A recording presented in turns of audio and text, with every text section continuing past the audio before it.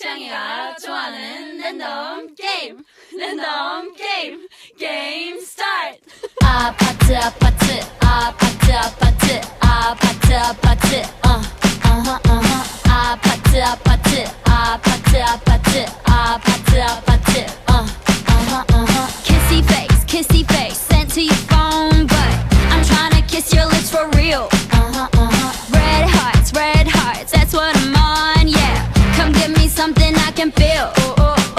Don't you want me like I want you, baby? Don't you need me like I need you now? Sleep tomorrow, but tonight go crazy. All you gotta do is just meet me at the 아파트 아파트 아파트 아파트 아파트 아파트 아파트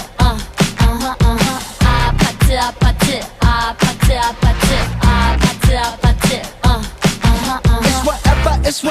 It's whatever you like. Turn this apache into a club. I'm talking drink this, smoke free, party all night. Come on, come back, girl, what's up?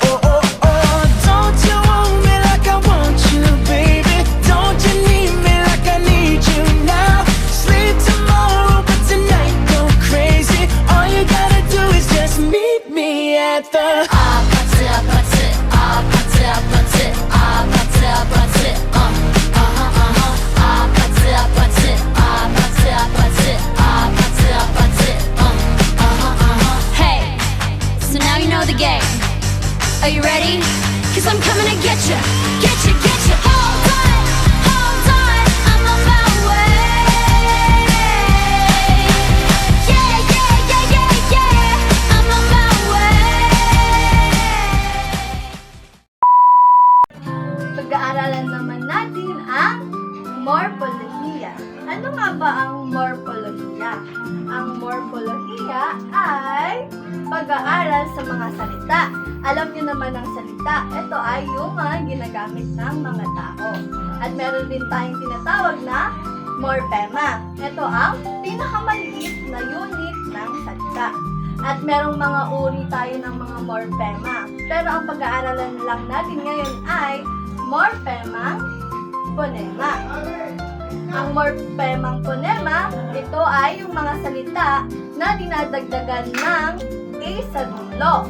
Meron tayong mga halimbawa na ipapakita ko mamaya. Basahin muna natin ang meaning ng morphemang phonema.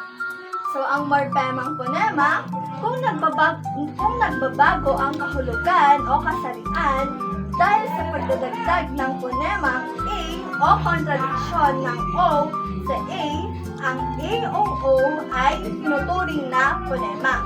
Dito ay dadagdagan lang natin ng A ang salita. Ito, meron tayong 5 halimbawa.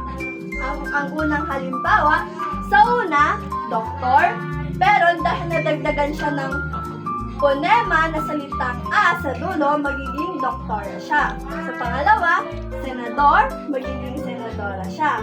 Sa mayor, magiging mayora siya. Sa kapitan, magiging kapitana. Sa gobernador, magiging gobernadora. So, ang lagi nyo lang tatandaan kapag morphemang phonema, ito ay yung mga dinadagdagan ng salitang A sa dulo.